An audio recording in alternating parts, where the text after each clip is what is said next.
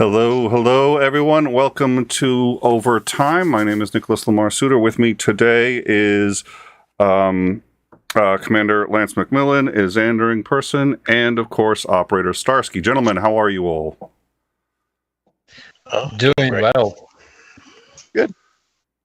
Yeah, well, thank you all for joining us. I am going to recommend one more time, 𝐒𝐻𝐿𝐴, you may want to turn off your camera since we're not actually showing it up on the front, and you may have some connection issues. So, and then for those of you who are joining us, thank you so much, especially if it's your first time. Welcome. In Time is a news, politics, and culture program. We have discussions, we do interviews, and we cover breaking news. Right now, we are simulcasting on our main channel, In Time, which is usually where we do interviews, and on Overtime, which is where we're moving all of our news content. This move is going to make things a lot easier for people to find what it is that they're looking for. If you want to see the interviews, go to In Time. If you want to see just the news, go to Overtime. And if you want to see both, well, you can do both. We're simulcasting because Overtime is still a little small. We cannot take super chats, so we're hoping you can help us out. If you're new here, please go to the Overtime channel, like, subscribe. Once we can hit the 1,000 subs there, we can take super chats, we can pin messages and do all sorts of other nifty things. Until then, if you would like to super chat, you are going to have to do that on In Time, the main channel. There's a link to it in the description, so you can go. All super chats are going to be going to is it Vatra? Is that how it's pronounced? Starsky? Vatra.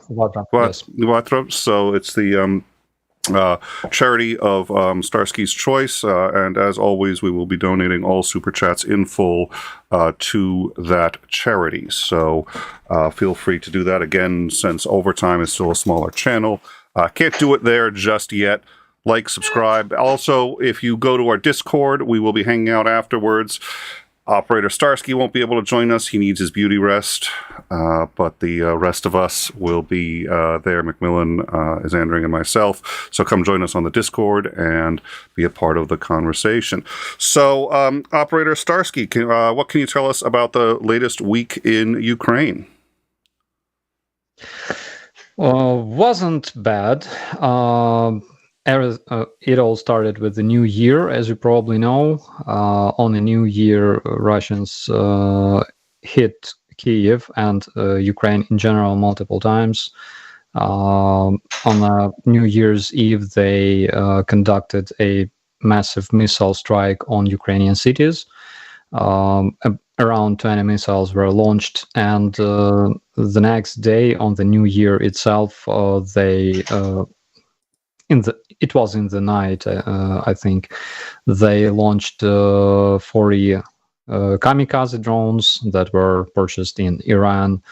And the next day, they basically repeated the attack. So 100% of those drones makes it 85. 85 drones were intercepted successfully, which is a new record for Ukrainian anti-air defense. And after that, they again conducted numerous strikes on Dnipro, on Zaporizhia region. Currently, almost every day, Russian invaders are shelling Sumy region and Chernihiv region as well, as far as I remember. And today they hit Kherson again. As a result of the strike, one fireman was killed, Ukrainian fireman. And funny fact that after all those strikes that happened on a New Year's Eve, as well as on the New Year's itself, Putin calls for the ceasefire, for the Orthodox Christmas ceasefire. The attack that killed the fireman, that happened less than 2 hours after the ceasefire was supposed to go into effect. Is that correct? Yes, that is correct. And we also had two air alerts after announcing this ceasefire. All right, so it almost sounds like Russia isn't abiding by their own ceasefire. Now, Russia has actually accused Ukraine of violating the ceasefire. So can you tell us a little bit about that ceasefire and how it came about and what's going on with it right now? First of all, I would like to tell you a bit of a history behind that. So in 9 years, Russia never kept their word about ceasefires. So first in June 2014, Ukrainian president announced a ceasefire in Ukraine. That ceasefire had to last since June 20 until June 27. But Russians didn't stick to the ceasefire. They kept opening fire at Ukrainian positions. Then we remember there was 𝐒𝐤𝐬𝐜𝐸 tragedy in Ukraine. 366 Ukrainian soldiers died as a result of this. Russians promised so-called Green Corridor to let Ukrainian troops move out, but as soon as they started moving out, Russians opened fire and killed 366 Ukrainian soldiers. And after numerous attempts of announcing the ceasefire, Russians kept attacking 𝐓𝐢𝐦𝐿𝐴, they kept attacking Pisky, they kept attacking the Donetsk airport, and those attacks continued for 9 years. And even in 2019, when my brigade was deployed in the area of Svitlodarsk Bulge, again, we already had a new president. We already had a President Zelensky, and President Zelensky announced this big ceasefire, but it was never kept by Russians. I remember that since September and until almost March, September 2019 and until March 2020, when we were deployed at the Svitlodarsk Bulge, we had numerous contacts and shootouts with Russians almost every day. They tried to take our positions constantly. That's the period when one of our sergeants died heroically, and he became hero of Ukraine because during this attack he covered his comrade with his body and took most of the shells, and our brigade was later named after Sergeant 𝐍𝐢𝐜𝐴, hero of Ukraine. And this continues. I mean that there's absolutely no point, no sense in trusting Russia whatsoever. They will never keep their word. There's absolutely no sense in negotiating with them. And of course, there's no sense in negotiating with a losing party, right? So we gotta keep doing what we do. We know that there's at least 4 reasons that Putin for Putin's ceasefire. First of all, he wants to create the image of mortars within his internal audience. He wants to show that, you see, we are proposing such generous offer, peace, temporary peace, right, ceasefire and stuff like that, but they just keep attacking us like real fascists. Then they want to damage Ukrainian reputation, image, okay, international reputation, by showing that, you see, those fascist Ukrainians that are, of course, ruled by the evil America, they don't let peaceful Russian invaders celebrate Christmas. They have no heart. Of course, they need to regroup. They need at least 2 days of rest in order to improve their logistics, in order to bring more reserves and things like that. So that's the idea. Fourth reason is it was announced during the conversation with President of Turkey, Recep Erdogan. Basically, Putin said, we are ready to negotiate if Ukraine abandons its territories, which is basically half of Ukraine. So that's... and dissolves the government, right? Yeah. So those are 4 main reasons why Russia needs the ceasefire. And of course, that's the reason why it's impossible. Well, it sounds like somebody, it's somebody breaks into your house, you call the police, they're sitting there destroying everything, and they say, okay, I'm going to stop breaking stuff in your house. I'm going to have a ceasefire. I'll stop breaking stuff in your house if you agree to not call the cops. Yeah. All right, well, so let me ask you guys if you have any thoughts on where we are so far with Ukraine. I'll start with Commander McMillan.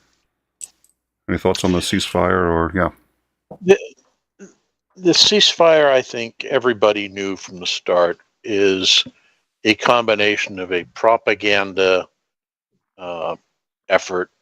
Oh, look, we're granting everybody this ceasefire, and it's for the good of the soldiers who are suffering at the front, which they don't really give a damn about, and I think everybody knows that. And the second part, as Starsky pointed out, and very, very accurately, is that the Russian logistical situation is in such a mess that they desperately need even a couple of days' time to try to get stuff moved up to the front so that they're not vulnerable. And that's what this is all about. This has nothing to do with, oh, we're letting people celebrate the holidays, et cetera, et cetera. It's theater. It's pure theater. now this was proposed by the head of the Greek, not the Greek Orthodox, sorry, the Russian Orthodox church, who is ostensibly a puppet of Putin and essentially does what he recommends. So, is the thing? Yeah, I mean, he's former KGB, for God's sake. That I did not. The head of the wait. Oh my God! The head of the Russian Orthodox Church is former KGB. Well, that explains a lot. Wow, that'll take some digesting. Well, you got to remember, religion was essentially outlawed under the Soviet regime, but they kept religion going to a very controlled, minor extent, except virtually the entire Russian clergy were all working for some element of state security. And it was so they could identify if somebody came in and said, oh, Father, I'm feeling so oppressed by the evil, Soviet government. Ah, thank you, my friend. Go forth and be good. And then they'd immediately turn and call the authorities and say, go arrest Vladimir because he's, a bad egg. And that's how the system worked. And this guy is just, he got himself promoted up the ranks because he was a good clergy member. Mm-hmm. Oh, everything is it's just. I hate to just make blanket statements about countries that we oppose, because it makes it so easy to dehumanize people. But everything over there is fucking ass backwards. Excuse me, but it's just wow. Oh yeah, no.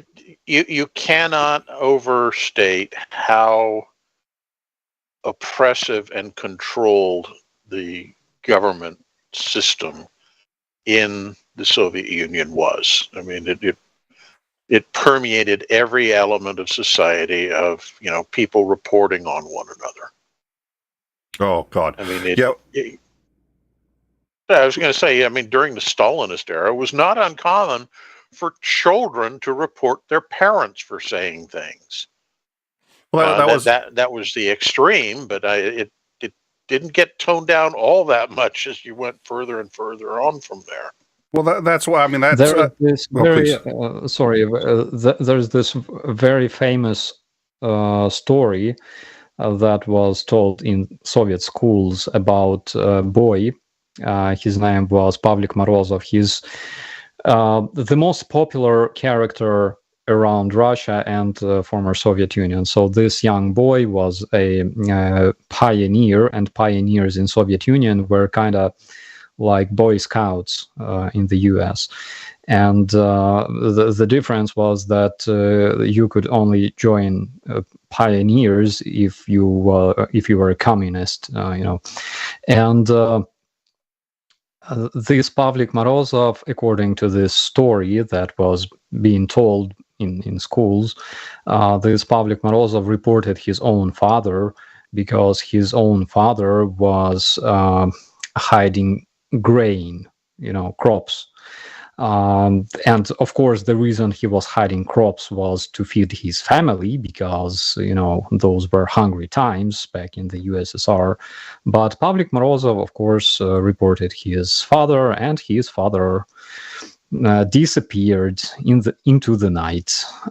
So he was a national hero in the USSR, and everybody from this area knows this story. Well, especially in the U.S., if you don't know much about Russian history and culture, books like 1984 seem like they're complete science fiction, and the point was to be able to write about the Soviet Union without writing about the Soviet Union. That was Animal Farm. That was 1984. But in 1984 was very much, and there's a scene in 84 where there's a young boy who basically runs the house, and he runs the house because he's a member of the I think what was it their purity or their chastity, the anti-sex league, the junior anti-sex league in 1984. There's a young boy member of that league, and he's aware that he could turn his family in at any time. And the main character is aware that he actually will at some point. He's already decided to do it. He's just holding off on it because of all the power that he gets exercising, that he has control over his own parents because they're so terrified of him. And that was unfortunately, yeah. Oh, so Xandering, any thoughts on anything we've discussed so far before we go on? We've got a super chat on In Time, which I want to get to, and then a couple other things that. But any thoughts, Xandering?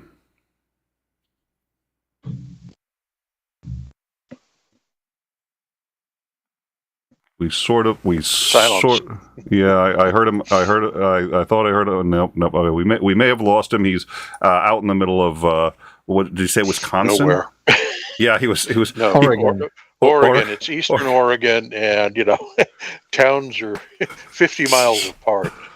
Well, at 30 seconds, he passes and goes, "Here we go. I'm in town, and I've just left the town." It's just like, wow. Okay. I think he's back. Is Andrew, any thoughts? You may have missed most of that conversation. We're talking about the ceasefire, and all right, I'll give him a minute to get sorted out. So we have a super chat levels. Oh, you there? Am I here? You are now. Yes. Okay. Yeah, I'm driving through spotty service. So, I mean the not so ceasefire. Yeah, yeah. Yeah, so I was curious if you had any thoughts, but let me do this super chat here. That's level 70, Canadian 699. Hi Starsky, the Russians claim they broke through the Ukrainian defense lines in 𝐒𝐤𝐜𝐴 today. What's the actual situation there?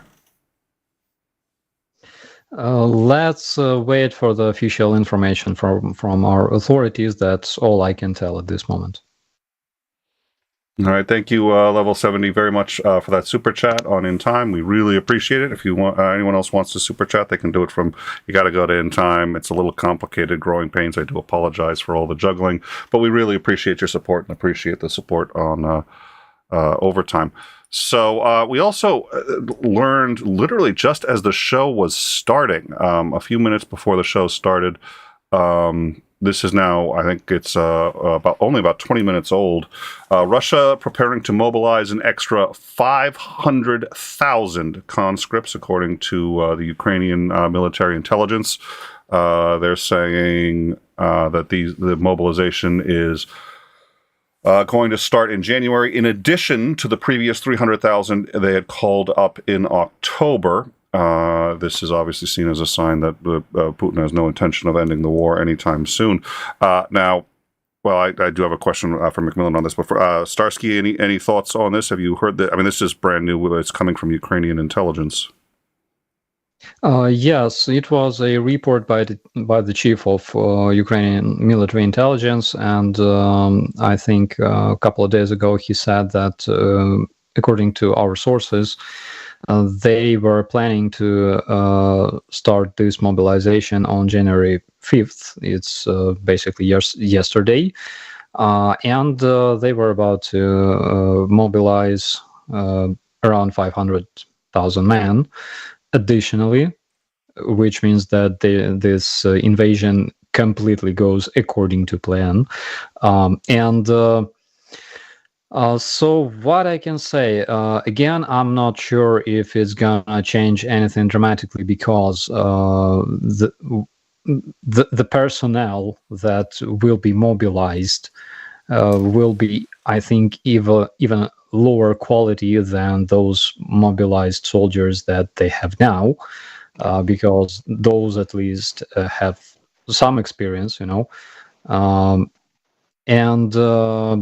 it's not going to change anything dramatically. And in case they want to bury Ukrainian soldiers under piles of Russian mobilized men, they probably need around 5 million mobilized people, according to the rules of war, right? Because we have around 1 million soldiers right now in Ukraine, and I think that plus 500,000 plus million or two will not change anything much.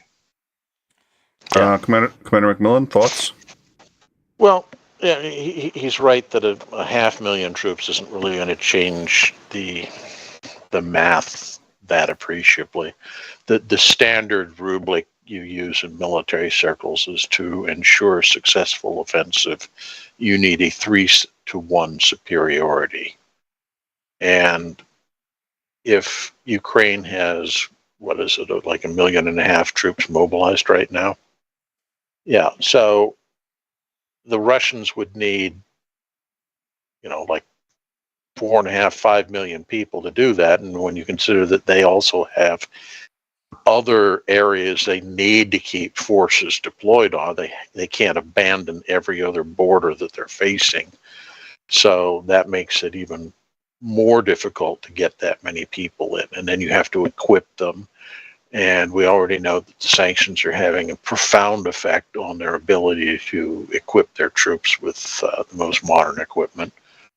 And conversely, you're getting at the same time as the Russians are just bleeding these troops out of their army, throwing them in pointless frontal assaults, losing troops, in the hundreds and even thousands per day.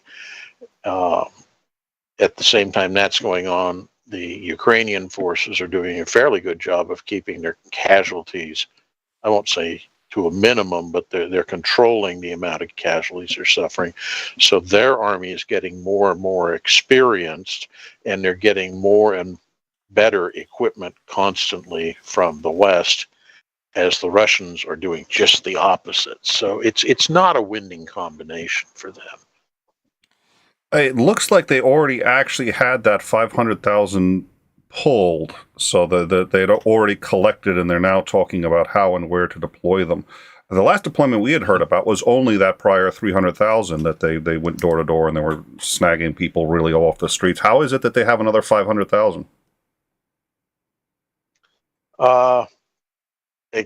They have a very large population, and they can continue to draw on it. I can't remember, but the Russian population's what, like 140 something. Yeah, that's what I was going to say, 140 million. and Ukraine is about 40 million, so about a third of that. So they have a lot more people they can draw on. Well, And you had the problem is, as you draw those people out of the workforce and start sending them in uniform to the front, you're already collapsing economy. It's just going to get worse and worse and worse. And that's part of the equation that's going on here, is they've created something of a death spiral. And you wonder at what point they're going to realize this is a self-defeating plan. And thus far, they haven't shown any inclination to coming to that realization. Well, I'd also like to point out that when they first did their deployment of, or their call up of 300,000, you had come on the show and said that that was not true. That in fact, given how many people they were sending out to go, grab people, come in, and how many people were moving, that you anticipated it was closer to 500,000 to 1 million that they were getting, and that he was deliberately saying that number lower. So it looks like if this 500,000 was actually part of the original 300,000, that's about 700,000 that he pulled on that first. So kudos, because I think you called it. Yeah, it would not surprise me. But if you look at the Russian methodology for fighting wars, this is what happens: is as the situation at the front gets worse, they just throw more manpower at it. And at times it gets so bad that they're literally throwing manpower at it without equipping the soldiers. I mean, sending units into battle without weapons. It's, what's the name? Enemy at the Gates, if you've seen the movie. And they're getting off the boats, crossing the Volga during the Battle of Stalingrad. And as the troops are getting off, every other guy gets handed a rifle. And they say, well, when do I get a rifle? Pick up the one that he drops when he dies. And I'm not saying that they're getting to that point, but I'm trying to say that's the mentality that they operate with, which is there is essentially an endless pool of manpower that they think they can tap into. And they will just keep sending these guys to the front until they overwhelm the enemy defenses with sheer manpower. All right. Yes. Yeah. Sorry, what? So assuming that they don't manage to pull out of this downward spiral and it moves to its logical conclusion, what do... Yeah, big F. But if it does continue as downward spiral and things don't keep improving and it just keeps getting worse, at what point does Russia admit that this isn't working and that they're defeated? Or, I mean, it seems like they're backing themselves farther and farther into an already pretty tight corner. I mean, what happens at the end of that?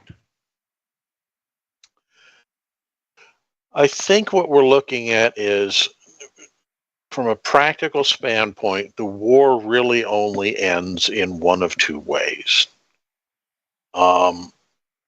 It ends when either there is a coup that ousts Putin and the new faction, even if they are hardline nationalists, which is probably the case of who's going to overthrow Putin, they decide that we need to at least take a step back, pause, and rebuild so we actually have a military that can go into this and fight this war and win. So that's number one option, is you get a coup. Number two is you get a bottom-up revolution which overthrows the Russian government and tries to establish something resembling a democracy. I don't think that one's very likely. There really aren't that many cases in Russian history where that occurs. Most revolution in Russia comes from the top down, not from the bottom up. So those are the only two end games I can see in the future right now. I hate to say this, it'll sound bad to say it to Starsky, but the truth is, even if Ukraine is successful in completely expelling all Russians from their territory, that doesn't end the war. The Russians can continue fighting simply because they've got the manpower and they don't want to give up. And, unless you have Ukrainian troops or NATO troops or somebody driving in and occupying Moscow to put an end to the war, just expelling them from Russia isn't going to stop the fighting. They'll continue to lob as they're doing now because they're so impotent on the front lines. They just lob explosive vehicles at the Ukrainians, bomb their cities. It's a terror bombing because they're impotent at the front. And yes, that absolutely. can, in theory, go on forever. Absolutely, I agree on that. Plus, there's this thing that KGB agents, KGB officers learn in KGB schools is never admit that they are guilty, never admit that they are wrong, basically refuse all the time. Even if some KGB man is caught in the bed with some senator's wife, he will always refuse. Like, it's not me, and it never happened. Is not. It never happened. And Putin knows. Film evidence to the contrary. Yeah, and Putin is pro at playing. And what domestic party do we know that practices that same mindset? Yeah. I was going to say, Shaggy must be a former KGB officer. Then. Yeah, exactly. Wasn't me. No, Shaggy. You were saying Starsky? Yeah. Yeah, I'm saying that this kind of behavior was adopted by all of the Russian elites, basically. All of the Russian ruling elites we are talking about their oligarchs, we're talking about their politicians. They all adopted this type of behavior that Putin has. And that's why they will never admit their defeat. And they will always continue this war until, I don't know what happens, until they evolve eventually in 50 years, maybe. I don't know. But I completely agree with the commander. Expelling, pushing those Russians out of the territory of Ukraine probably will not stop the war. But we still gotta do this, and we will, of course. And until today, I keep receiving commentaries from people that still convinced that we gotta have some negotiations or things like that. Again, Russia is losing. And there's no way for them to win this war. There's absolutely no sense in negotiating with the losing party. True. Well, that reminds me of never mind. Previous when Hillary Clinton was losing to Barack Obama in the primaries, the Democratic primaries, and she offered Barack Obama the VP slot. It was like it's the first time the second place candidate was offering the VP slot to the first place candidate. But Sam W, 34.99, New Zealand. I don't have anything to say except F Russia, to be honest. Yeah. Yeah. Well, this brings me then to I think just to give people an idea, and it's it's kind of amazing, Starsky, you're coming on talking about all of these difficulties, and Ukrainians are finding a path forward, and I can't imagine how difficult it is, but always seem to do it with dignity and integrity. This here is Bakhmut, and it is that is a photo from the 1st of August, 2022. This photo is that exact same region about, what is that, 3 days ago? 3 days ago. So to see them now, let's see, we're going to see those right side by side. That's probably about the best I can do. Now, Bakhmut, why, any thoughts, Starsky, on why Bakhmut is so important to them and why they've been spending so much time trying to take that area? One reason for Prigozhin himself, Prigozhin is leader of this bandit group called Wagnerites. So main reason for Prigozhin is because he wants to control the salt and gypsum deposits in Bakhmut. There's plenty of enterprises that produce salt and gypsum, and of course it brings a lot of money. And another thing is that basically Bakhmut opens a path to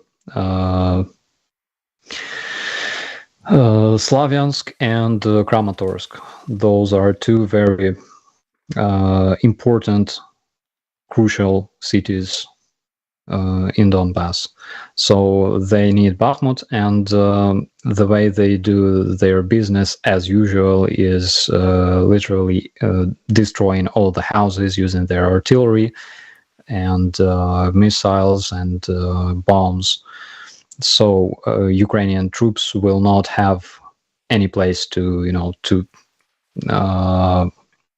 defend, basically, because it's very hard to defend ruins from what we saw in Rubizhne and Severodonetsk that were completely destroyed by Russian artillery.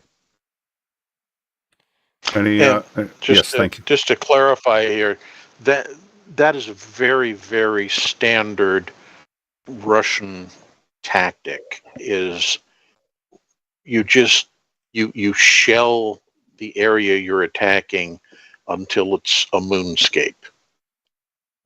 You rely on artillery to completely clear the area of enemy defenses, and then you send your troops through. And if you look back, for example, during the Chechen War, the city of Grozny was a major city. It's a big place.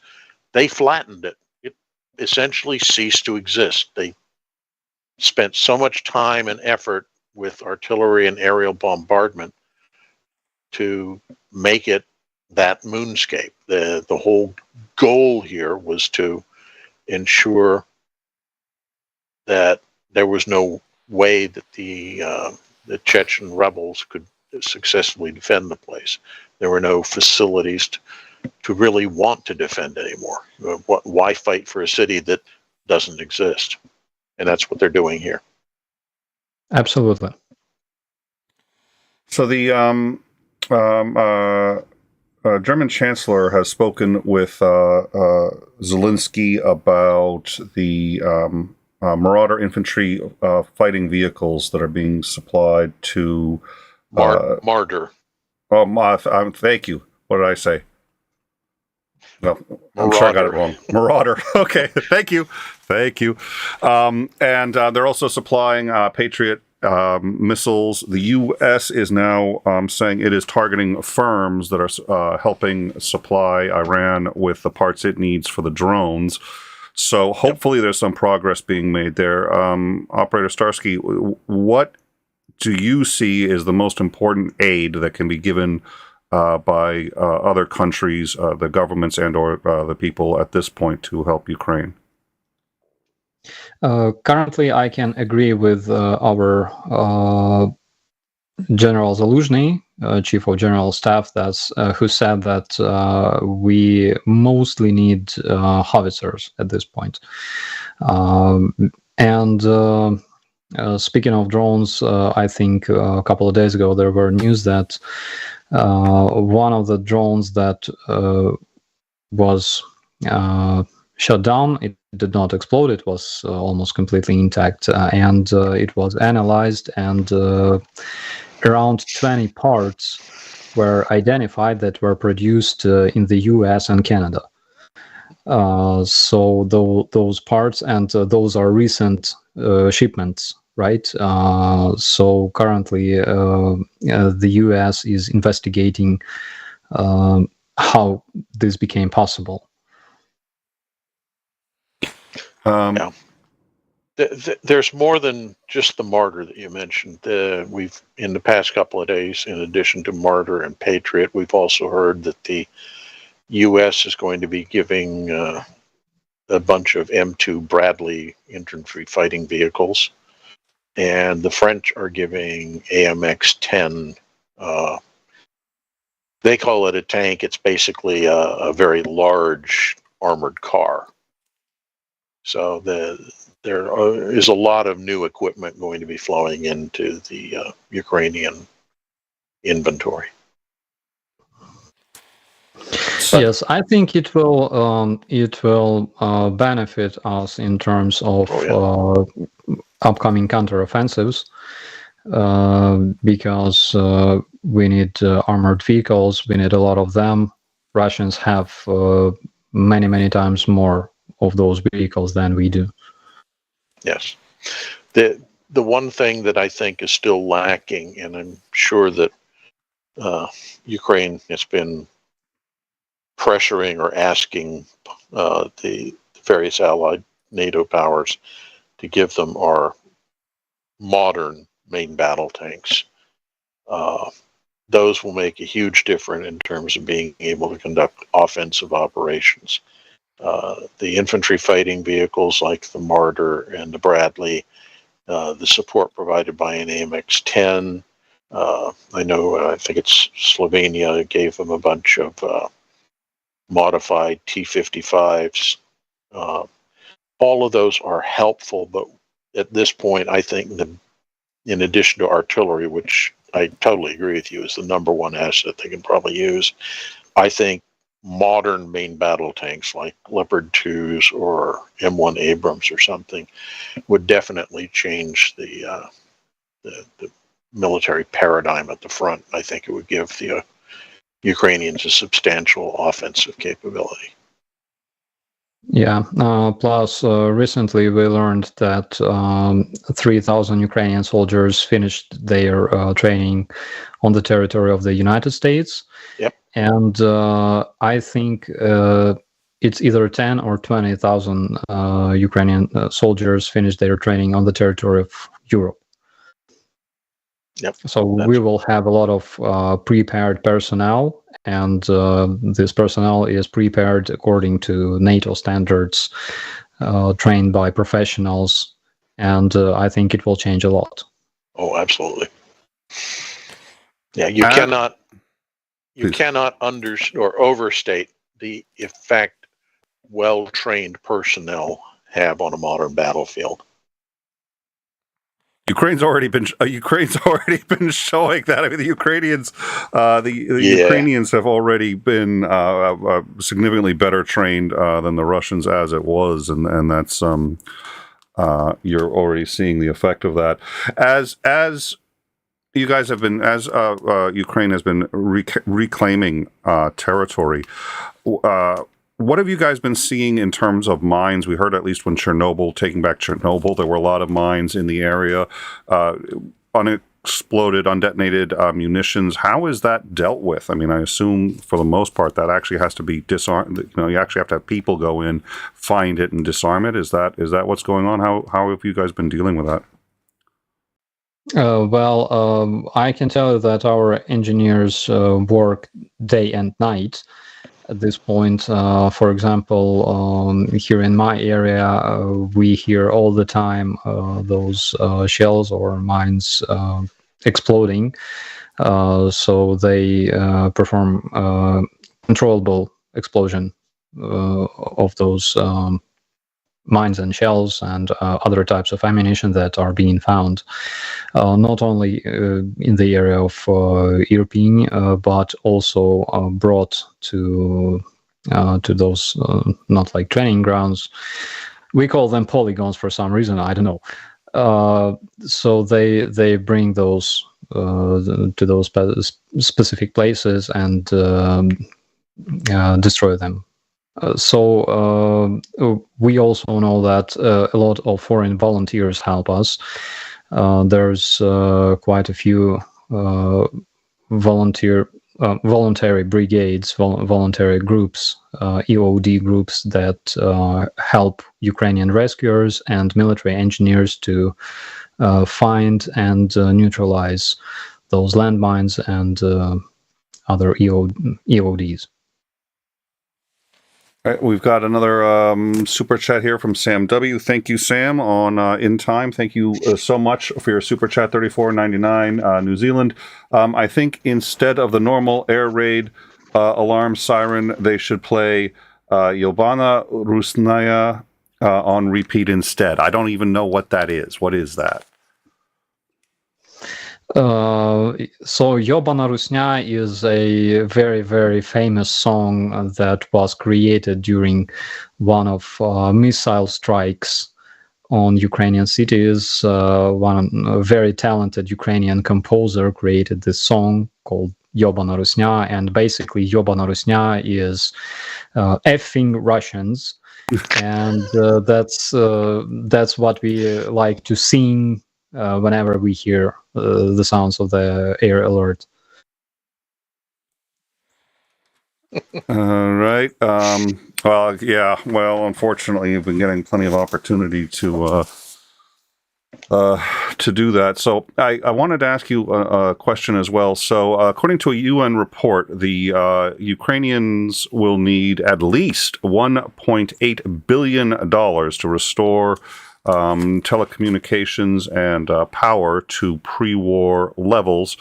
You had mentioned last time we talked that the people who work on the electrical grid and that work on the infrastructure, the power infrastructure in Ukraine, are heroes now. I think the way we would often look at firemen or policemen in the U.S.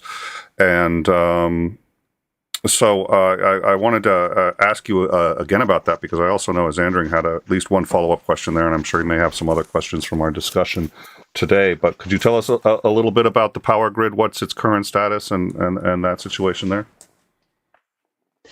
Yes, so the status of power grid was improved big time. I can say that at least citizens of Kiev celebrated New Year without blackouts completely. We had power for 2 days straight, and currently we have only those shorter planned blackouts, stabilizing blackouts that are required in order to stabilize the situation with the power grid. And of course, our power engineers are now heroes in Ukraine, same as policemen, firemen, and soldiers, because they do their job under fire during all those air alerts, missile strikes. They always go to their positions, let's call it this way, and they do their job.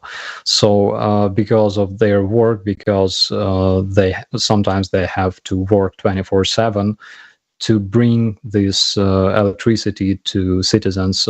Because of them, currently we have what we have, and Ukrainian citizens are not freezing. We have enough electricity, I would say, enough to charge our gadgets and communicate and things like that. So they are amazing. Zandring, we have now lost him. He's been having communications issues. So he did want to ask you: are there any other unsung heroes that the electrical grid ones are ones we wouldn't have thought of otherwise? Is there any other unsung heroes that you think should be talked about? There's a lot of them.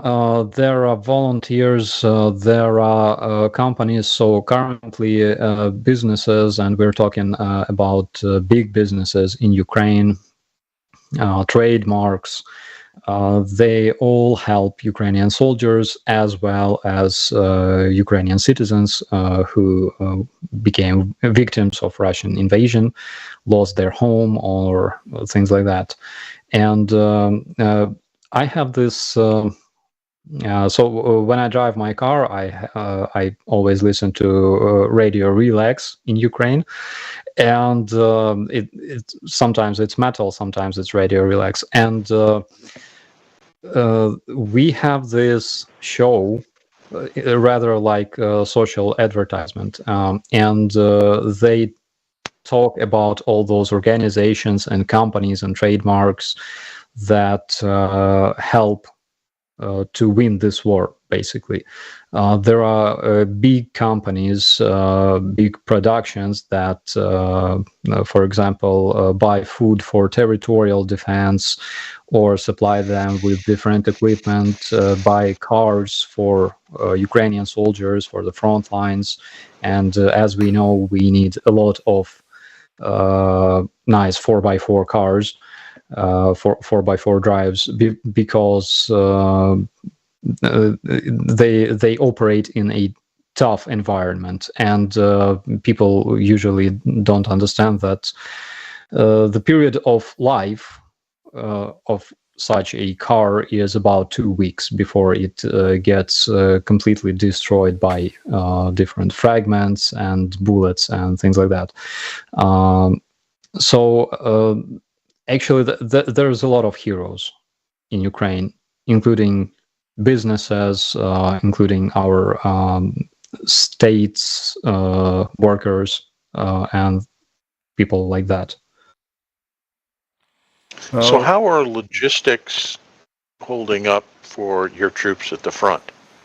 Because I know a lot of stuff is going to have to move by rail, and when the power system goes out, that means your ability to run trains to move supplies around and stuff. Are they holding out well from that perspective? Yeah, sure. Our railway works, and of course our automobile services also work. So we have a lot of deliveries. Here in Ukraine, we have local analog of DHL. Basically, it's called Nova Posta, or New Post.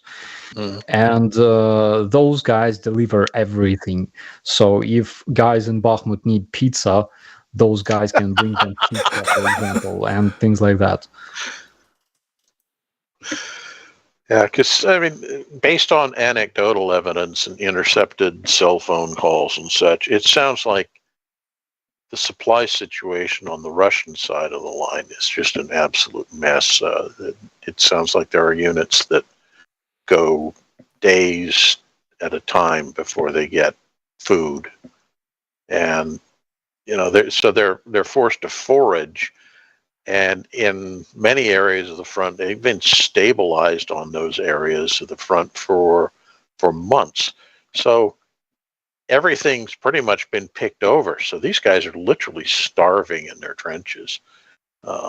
We know that they don't have good winter supplies for clothing or tents or anything like that to keep themselves warm and dry. And with the temperatures the way they are, that's got to be pretty miserable. So, yeah.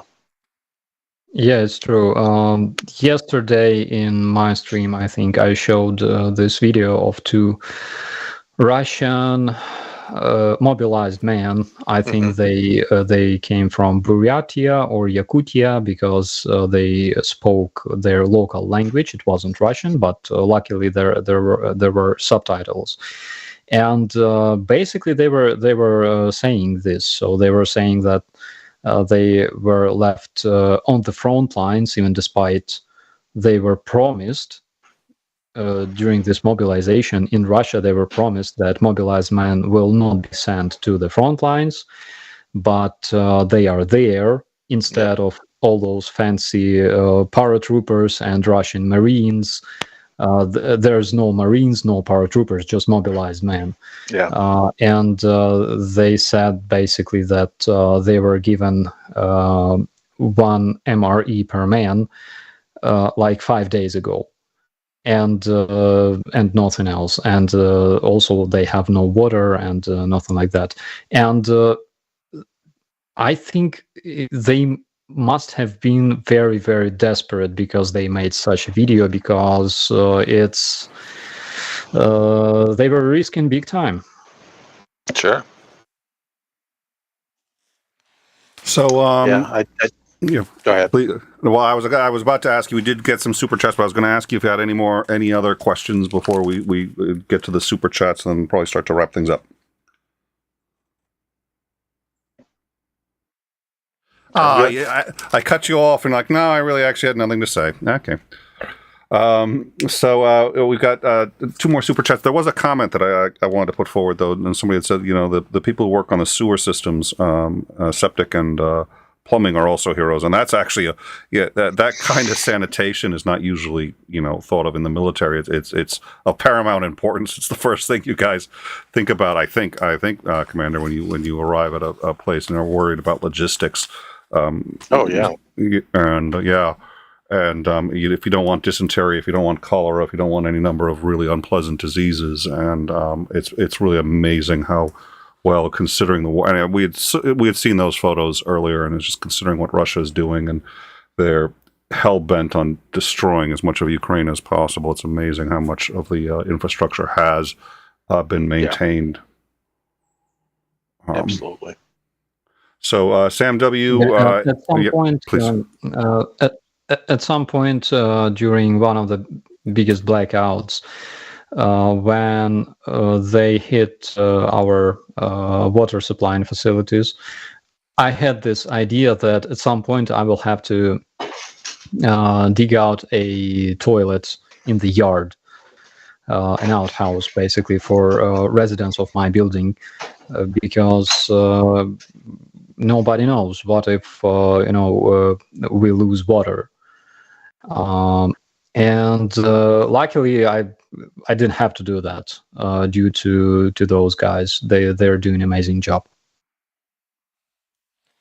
Absolutely. All right. So we've got another 89.99 New Zealand from Sam W. Once again, Sam, you have been absolutely amazing, and we really value your support. So thank you so much for the super chats. Again, they're going to the Vatra charity, as we discussed with Starsky. We really appreciate having him on, and appreciate the opportunity to pass all of these on to charity. So thank you, Sam W. I'm a beautiful singer, and ask Andrei, he will agree, but my question is, why haven't we tried audio torture to make the Russians back off? 24/7 loop of my singing voice on max volume would make anyone lose their minds and retreat, but I'm not a strategist. I think we should try. I think it's worth it. In time, we'll support the effort. We will. You know what? If you need recording software, and especially if you want to start late, let us know. We'd be happy to help. Oh, come on, that was funny. Level 70, 29.99. Hi, Starsky. Are there any indications that Iran will send some of their ballistic missiles to Russia? Currently, we don't have evidence that Iran is preparing to do that. We know that they shipped another shipment of their drones to Russia. And I think Russians already have used around 600 of those drones. And the deal was about 1,200 drones, something like that. But as for ballistic and cruise missiles, we don't have evidence. And Chief of Ukrainian Military Intelligence basically said that currently Iran doesn't consider sending those missiles to Russians because this international reaction towards this deal between Iran and Russia, it was something that Iran doesn't expect, and basically they are like, they don't consider doing that, even despite the fact that there was a deal. But obviously they will not be sending those missiles, at least not in the closest future. That brings to mind another question. I have heard rumors, none of them from particularly credible sources, shush puppy, that there are actual Iranian volunteers, in quotes, who are fighting on the Russian side now. I didn't hear about Iranian volunteers, I've heard about some Syrian, some Libyan volunteers. They are not numerous, actually. There's up to 200 of them. And recently we received another report that Russia is recruiting volunteers in Serbia. Again, those are rumors, but we will see. We know that actually Serbian Chetniks fought for Russians for quite a few years, since 2014. It's when they arrived to Donbass, and Croatians arrived to Ukraine because they have some unfinished business with those guys. As for Iranians, I didn't hear about it, but I heard that there were Iranian instructors that were eliminated by the Ukrainian armed forces. There was a HIMARS strike that killed those instructors, I think in the area of Kherson. It was like a couple of months ago. And also, funny news, four Russian instructors were identified, actually. In Iran, there was like a competition, and those drone operators took part in this competition. Actually, it was part of this training, and they were trained by Iranian specialists to operate those drones. And those four men were identified completely with their names and addresses and ranks. Yeah. So, all right. Any other questions? We had a question in the live chat. Actually, that was a good one. How is Russia paying for the? So let me ask that actually before we go. How is Russia? Do either of you gentlemen know how is Russia paying for what they're getting from Iran? Yes, basically they deliver some NATO weaponry to Iran so they could study it. We're talking about Stingers and NLAWs and Javelins that were captured on the battlefield. And also there were, again, rumors that Russia will deliver some of their modern fighters like Su-35 to Iran, because Iran critically needs improving their aviation, their attack aircraft, their bombers, their interceptors. What they have is very, very old, and they critically need to improve it. Yeah, I think the best way to express it is that Iranians have the industrial base to do stuff, but they lack the technical knowledge to do things. So they have to do a lot of reverse engineering to come up with new ideas. Yes. Quote, new ideas.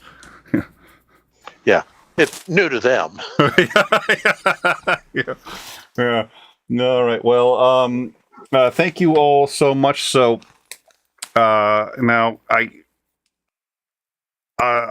know you've got a channel operator, Starsky. We saw you. I come by every time I see your streaming, and I had saw you yesterday, and you had made an observation, which is you'd rather have a gaming channel with 2 subs than a war channel with 100,000. But it is what it is. It's a good channel, so I hope people will come by and check it out and watch as you stream live. What do you got planned coming up? Any other channels you're going to be doing? Not really. I was offered to create some kind of cooking channel, but again, I prefer eating, not cooking. So I think it will be a failure. Doing exciting recipes with MREs. Yeah, why not? Why not? Actually, I had such a channel in Ukrainian language. We did reviews of different MREs together with my colleague, Ukrainian veteran. Yeah, but then the big war started. And you're going to be on the shills tomorrow, is that correct? Yes, tomorrow I'll be with the shills in 25 hours. I don't know what time it is in your country. In 25 hours, roughly speaking. 3 p.m. Eastern. We'll drop a link to the shills if you don't have that already. I think there's a very good chance both Commander McMillan and I will be there as well. We'll also be in the you're on the Discord, but you won't be joining us for the after show. But McMillan and I will be in the VC. Anyone wants to catch up and talk with us, we'll be dropping another link to the Discord. It's also in the description. And again, we are trying to grow over time our sister channel. We need to get that to 1,000 subs as quickly as possible. It's just going to make life a lot easier for everybody. Until then, we've got this simulcasting thing, which is a pain in the neck, and the Restream bot, which everybody just adores. So if you can subscribe, every subscription to Overtime really does help. We're almost halfway there, so hopefully in the next couple of weeks we can get that done. And if you like the show, if you like the content, please share it. That really helps us out as well. Any final thoughts, Starsky, before we go? Thank you so much for supporting Ukraine. Our genuine privilege and pleasure. Thank you all, and we will see you on, barring any breaking news and anything really crazy happening in the House of Representatives in the U.S., which is fine. Yeah, long shot, right? We'll see you guys on Tuesday. We're going to have a conversation with 𝐓𝐢𝐦𝐞 and Brooks on extremism and methods of dealing with it. So look forward to, and we just got a super chat. So I will make sure, let me get that super chat before we go. Actually, I think it was a sticker, 35.90, and I can't see the currency without my, I can't even, I'm not even sure what that currency is. So, but thank you very much for your support. We really appreciate it. And, so it helps us bring shows like this and other our content on both channels. So thank you all for your support. We really appreciate it. Thank you, Operator Starsky. It was a delight as always. Probably see you tomorrow, and see everyone else on Tuesday. Have a good night all.